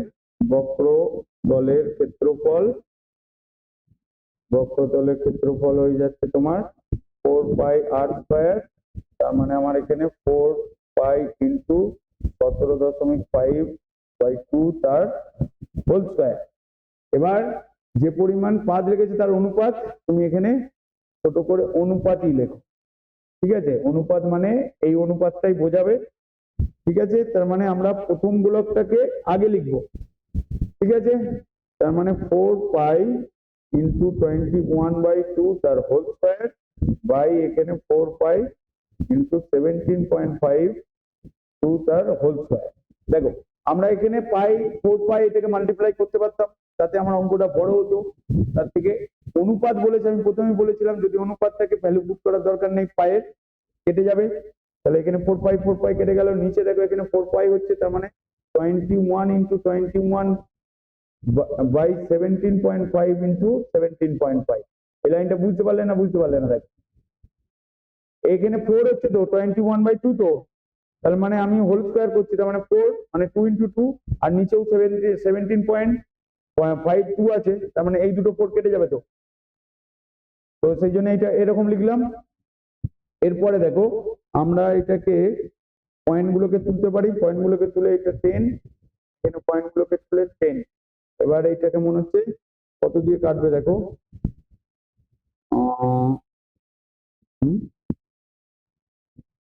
7 দিয়ে কাটবে মনে হচ্ছে, দেখো 7 দিয়ে কাটলে 3, এটা 7 দিয়ে কাটলে 14, 7 টু 14, তার মানে 3, 5 হচ্ছে 25, ঠিক আছে? আবার এইটাকে 7 দিয়ে কেটে দাও 3, এটা 7 দিয়ে কাটলে এটাও 25, ঠিক আছে? এবারে কাটবে হচ্ছে 5 দিয়ে কাটলে এটা 2, এটা 5 দিয়ে কাটলে 5, এটা 5 দিয়ে কাটলে এটা 2, এখানে 5, তার মানে আমার পড়ে থাকছে তোমার উপরে পড়ে থাকছে তোমার 3 into 3 into 2 into 2 into 5 into 5, তার মানে আমার 36/25।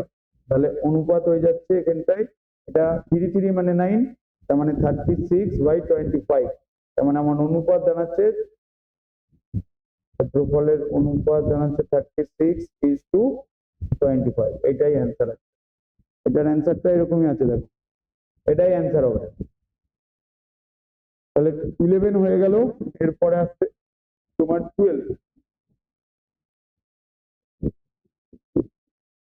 12 এর অঙ্কটা দেখো। 12টা কি বলেছে? 12টা বলেছে তোমার এইটা,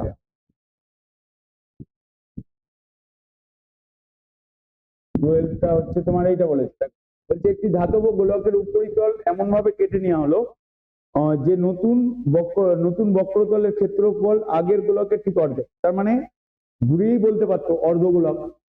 তো বলছে কেটে নেওয়ার পর দেখা যাচ্ছে অর্ধেক, বলছে কেটে নেওয়া অংশের আয়তনের সঙ্গে অবশিষ্ট গোলকের আয়তনের অনুপাত নির্ণয় করো। বলছে যে ধাতব গোলকের উপরিতল এমন ভাবে কেটে নেওয়া হলো যে নতুন গোলক বক্রতলের ক্ষেত্রফল আগের বক্রতলের ক্ষেত্রফলের ঠিক অর্ধেক বলেছে। এখানে দেখো কোনো কিছু অঙ্কটার ভ্যালু দেওয়া নেই, ঠিক আছে, মানে কোনো কিছুই ভ্যালু দেওয়া নেই, কিন্তু হচ্ছে অঙ্কটার অ্যান্সার আসবে। তার মানে এই টাইপের কোশ্চেন গুলোই হচ্ছে মোস্ট ইম্পর্টেন্ট। যেটার ভ্যালু দেওয়া থাকবে না, যেটার ভ্যালু মানে ইনফরমেশন কম দেওয়া থাকবে, সেই অঙ্কগুলোই তোমার পরীক্ষায় আসার চান্স খুব বেশি। যেমন এই অঙ্কটা যেটা দিয়েছে যে একটাও ভ্যালু দেওয়া নেই, তাহলে আমাকে এই অঙ্কটা, হ্যাঁ সবাই এটা চট করে কেউ করতে চাইবে না। এবার সেই জন্যই তোমাকে কি করতে হবে, যে এরকম যেই অঙ্কতে ইনফরমেশন কম আছে সেই অঙ্কগুলোকে ভালো করে প্র্যাকটিস করতে, কারণ জানবো ওই অঙ্কগুলোই ইম্পর্টেন্ট আর ওইগুলোই টিচারদের পছন্দ। যেমন গোলকের এই অঙ্কটা, 12 এর অঙ্কটা তোমার কি আছে দেখো, কোনো ভ্যালু দেওয়া নেই, তাহলে তোমাকে বুদ্ধি কাটিয়ে করতে হবে। কিছুই না, আমরা এক একটা জিনিসকে ধরবো, ধরে যেরকম আসবে, কারণ আমাকে অনুপাত ক্যালকুলেট বলেছে, তার মানে ক্যান্সেলেশন আসবে, তার মানে আমার একটা অ্যান্সার ঠিক বেরোবে। তাহলে কি আমার হচ্ছে কি বলে একটা ধাতব গোলক, তার মানে ওটাই হচ্ছে ছিল বড় গোলক, তাহলে বড় গোলকের ব্যাসার্ধ আর ছোট গোলকের ব্যাসার্ধ স্মল আর ধরে না। তাহলে লিখবো যে মনে করি, এখানে লিখবে মনে করি বড় গোলকের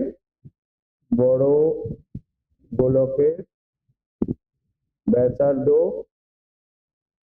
হচ্ছে তোমার ক্যাপিটাল আর, এবং ছোট গোলকের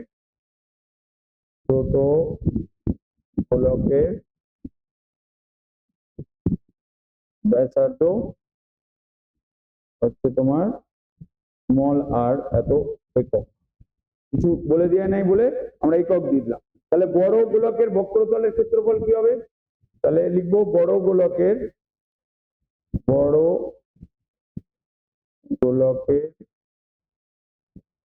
বক্রতলের ক্ষেত্রফল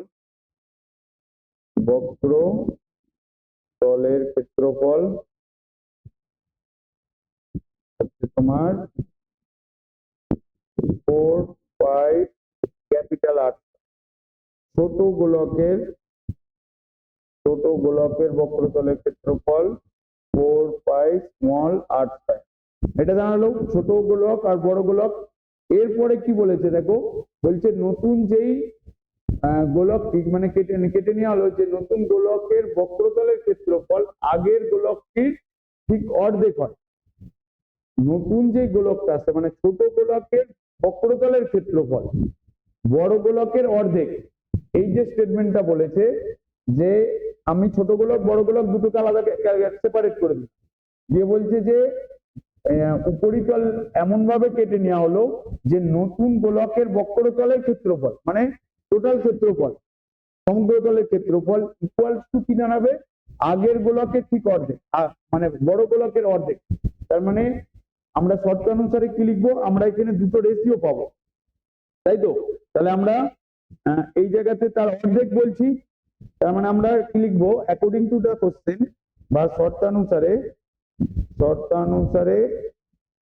এই জায়গাটা ইম্পর্টেন্ট, এই জায়গাটাতেই যে বড় গোলকের নতুন গোলকের ব্যাসার্ধ বড় গোলকের অর্ধেক, তার মানে আমরা 4 পাই আর স্কয়ার ইকুয়ালস টু লিখবো 1/2 4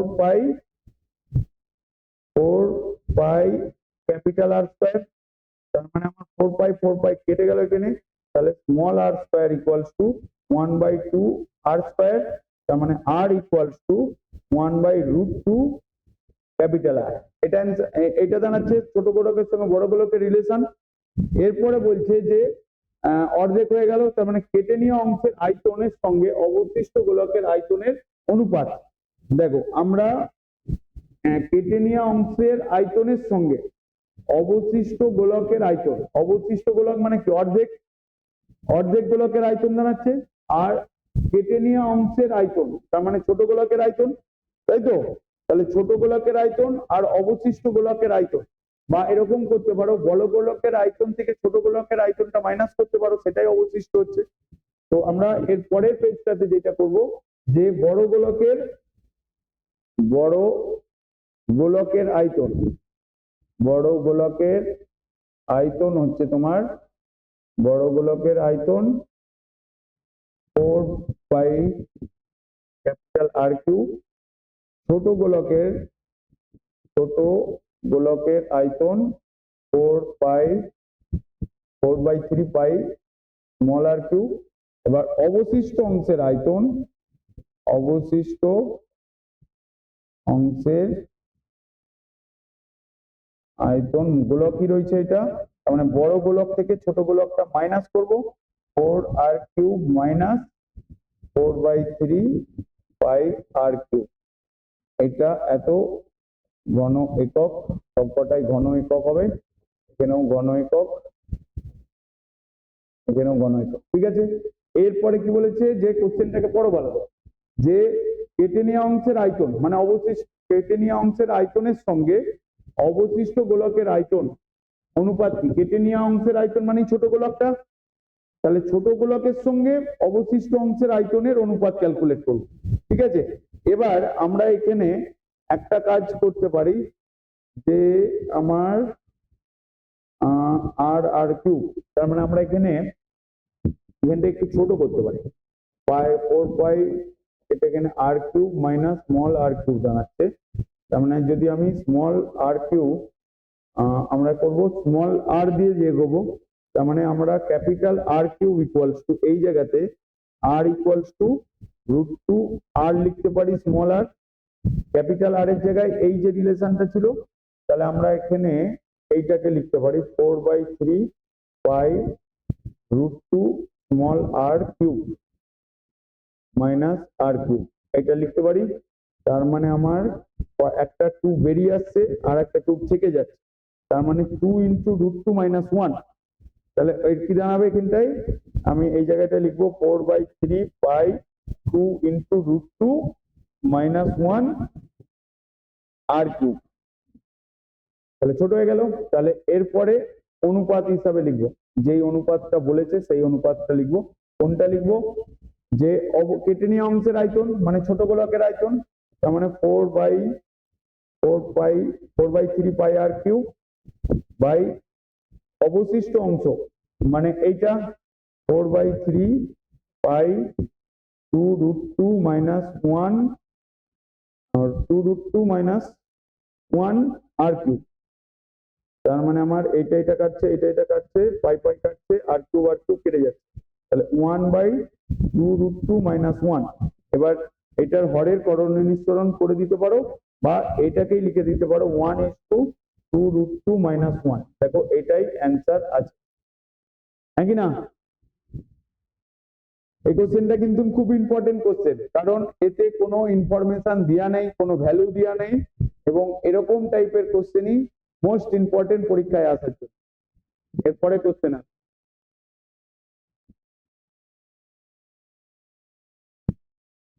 দাঁড়াও 13 12 হয়ে গেল, এবার 13 শর্ট কোশ্চেন গুলো পরের দিন করাবো, আজকে এই পর্যন্তই থাকবে 13। পরে 13 এর অঙ্কটা দেখো, যে বলছে 14 সেন্টিমিটার, আচ্ছা ঋষি বুঝতে পারছো, মানে তুমি করছো আমার সঙ্গে তাড়াতাড়ি,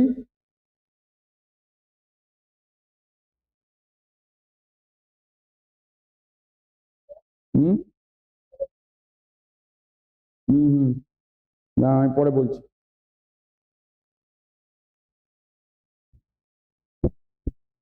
দেখো কি বলছে, 14 সেন্টিমিটার দৈর্ঘ্যের ব্যাসার্ধের একটি ভূগোলকের অক্ষের বক্রতলে 0.7 সেন্টিমিটার দৈর্ঘ্যের ব্যাসার্ধ বিশিষ্ট দুটি বৃত্তাকার ছিদ্র রাখা হয়েছে। আগে কোশ্চেনটার মানে বুঝতে পারছো, দেখো ভূগোলকের হচ্ছে তোমার ব্যাসার্ধ কত বলেছে, তোমার 14 সেন্টিমিটার। আমি কি লিখবো, ভূগোলকের যা এই যে এখানটা যেটা বলেছে এই পর্যন্ত, যে ভূগোলকের ব্যাসার্ধ হয়ে যাচ্ছে তোমার 14 সেন্টিমিটার। ঠিক আছে, ওই ভূগোলকের কক্ষটির বক্রতলে 0.7 দৈর্ঘ্যের বক্রতলের 0.7 দৈর্ঘ্যের ব্যাসার্ধ বিশিষ্ট দুটি বৃত্তাকার ছিদ্র করা হয়েছে। মানে এরকম একটা গোলাকার, এর মধ্যখানে এত ব্যাসার্ধের দুটো ছিদ্র করা হয়েছে। বলছে গোলকটির গোলাকার অংশে ধাতব পাতের ক্ষেত্রফল কত। মানে ওই যে দুটো ছোট ছিদ্র করা হয়েছে, দুটো ছোট ছিদ্রের ক্ষেত্রফল ক্যালকুলেট করতে হবে, আর এই যে ভূগোলকের যেটা আছে তার ক্ষেত্রফল ক্যালকুলেট করতে হবে। তার মানে ওইটা থেকে এই দুটো গোলককে মাইনাস করে দিলেই তোমার বাকি পার্টটা অ্যান্সার বেরিয়ে যাবে। তাহলে দেখো হচ্ছে তোমার এই যে ভূগোলকের ব্যাসার্ধ, ভূগোলকের ক্ষেত্রফল মানে কি লিখবো, বক্রতলের ক্ষেত্রফল। তাহলে বক্রতলের ক্ষেত্রফল ইকুয়াল টু হচ্ছে তোমার 4 পাই r স্কয়ার। ঠিক আছে, তার মানে 4 পাই ইন্টু 14 তার হোল স্কয়ার। ঠিক আছে, এটা মাইনাস করবো, পরে ভ্যালু পুট করছি, এত বর্গ সেন্টিমিটার। ঠিক আছে, আর 0.7 এরকম লিখবো, 0.7 ব্যাসার্ধ বিশিষ্ট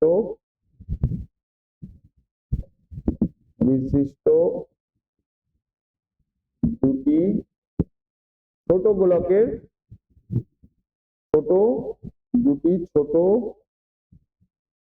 দুটি ছিদ্রের ক্ষেত্রফল।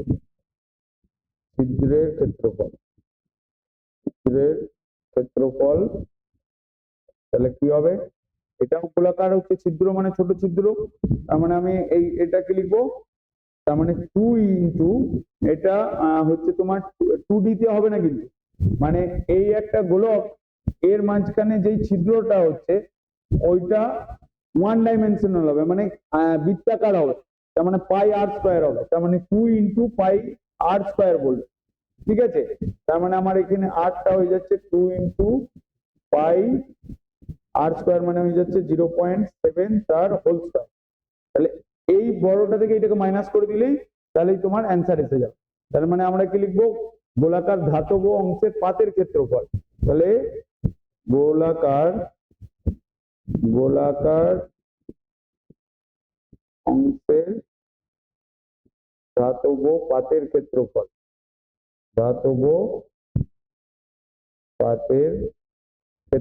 তাহলে কি লিখবো একবারে, হচ্ছে তোমার ক্ষেত্রফল ইকুয়াল টু মানে দাঁড়াচ্ছে 4 পাই 14 স্কয়ার মাইনাস এখানে 2 পাই 0.7 তার স্কয়ার।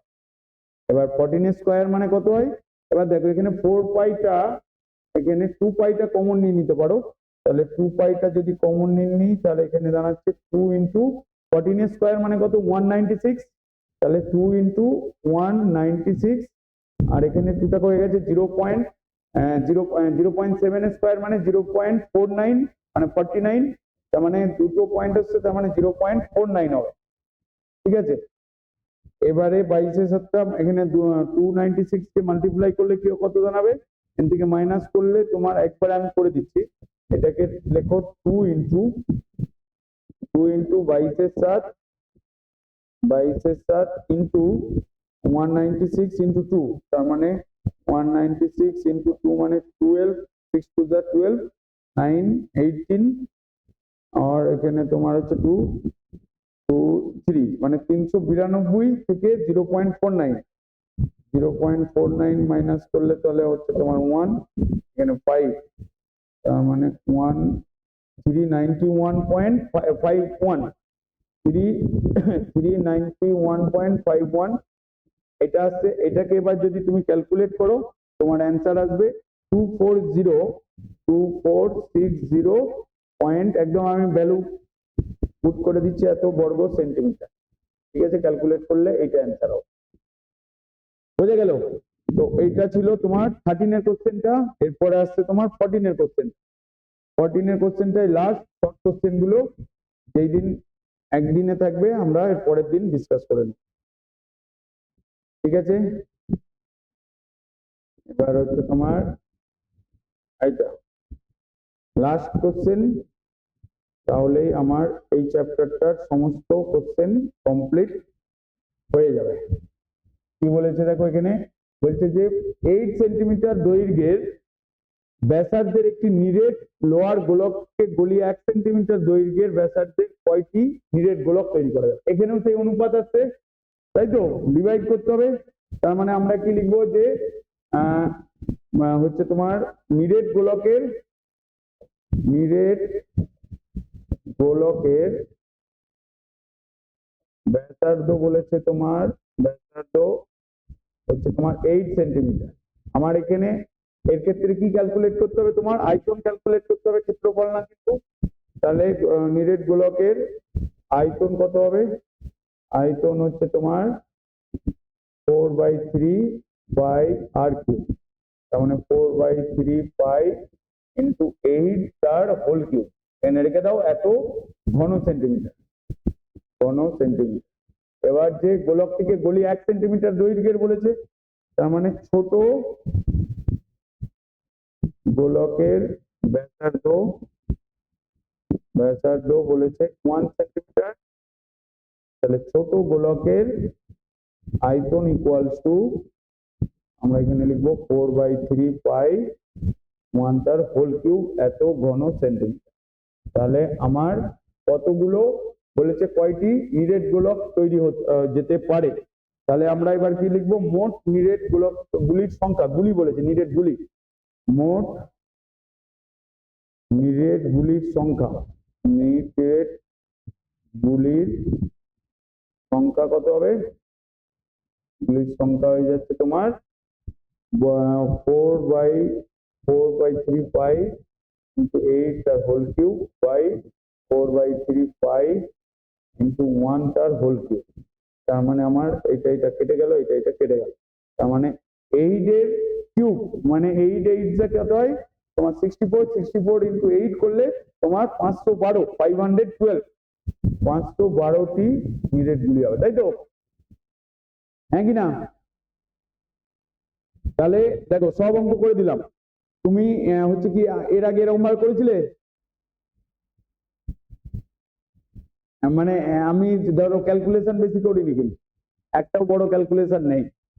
মানে যখনই ডিভাইড বা অনুপাত আসবে হচ্ছে পরিমিতির ক্ষেত্রে, পাই টাই এগুলো যেগুলো আছে এগুলোকে ভ্যালু পুট করার দরকার নেই।